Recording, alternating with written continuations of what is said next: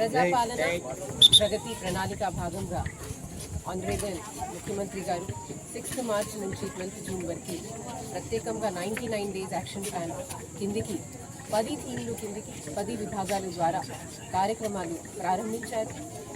దీని గురించి మనకి ఇప్పుడు వరకు పంచాయతీరాజ్ మరియు మున్సిపల్ శాఖ ద్వారా పరిశుభ్రత డ్రైవ్, దీని తర్వాత హెల్త్ డిపార్ట్మెంట్ ద్వారా ప్రతి ఒక్క రెసిడెన్షియల్ స్కూల్ మరియు పిహెచ్సిలో స్పెషలిస్ట్ క్యాంప్స్, దీని తర్వాత వెల్ఫేర్ వీక్ కిందికి రెసిడెన్షియల్ స్కూల్లో ప్రత్యేకంగా శానిటేషన్ డ్రైవ్ కానీ మైనర్ రిపేర్ కానీ టాలెంట్ హెల్త్, దీని తర్వాత చైల్డ్ సేఫ్టీ, దీని తర్వాత మనకి రోడ్ మరియు పోలీస్ డిపార్ట్మెంట్ ఆధ్వర్యంలో రోడ్ భద్రత గురించి అరైవ్ అలైవ్ ప్రోగ్రామ్. ఇప్పుడు ప్రత్యేకంగా ఇవాళ నుంచి యూత్ అండ్ స్పోర్ట్స్ టీమ్ కిందికి ఒక వారం వరకు కార్యక్రమాలు ఉంటాయి. మొదటిసారి ఇవాళ ఒకటి మ్యారథాన్ పెట్టి ఇక్కడ ఉన్న చిన్న పిల్లలు యూత్ మధ్యలో ఒక ఆహ్వానం ఉండాలి, వాళ్ళకి ఫిట్నెస్ గురించి ఆరోగ్యం గురించి ఒక అవేర్నెస్ కొరకు ఈ మ్యారథాన్ పెట్టడం జరిగింది. దీని తర్వాత మనకి ఒక రోజు ప్రత్యేకంగా అన్ని డిపార్ట్మెంట్ ద్వారా వేరే వేరే స్కిల్ డిపార్ట్మెంట్ స్కిల్ ట్రైనింగ్కి ఏమేమి ట్రైనింగ్ నడుస్తున్నాయి, ఏమేమి ఫెసిలిటీస్ అవైలబుల్ ఉన్నాయి, దీని మీద ఒక కార్యక్రమం ఉంటుంది.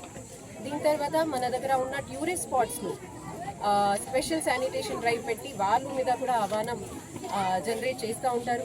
దీని తర్వాత 22nd రోజు మన జిల్లా వ్యాప్తంగా ప్రజాపాలన ప్రగతి ప్రణాళిక కార్యక్రమం ఉంటుంది.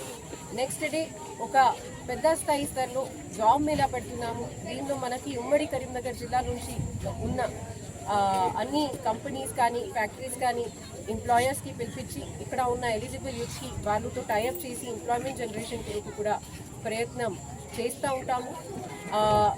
ఇదే కార్యక్రమం భాగంగా మనకు కల్చర్ డిపార్ట్మెంట్ ద్వారా కూడా కొన్ని కల్చరల్ ప్రోగ్రామ్స్ కూడా ఆర్గనైజ్ చేయడానికి సిద్ధంగా ఉన్నాము.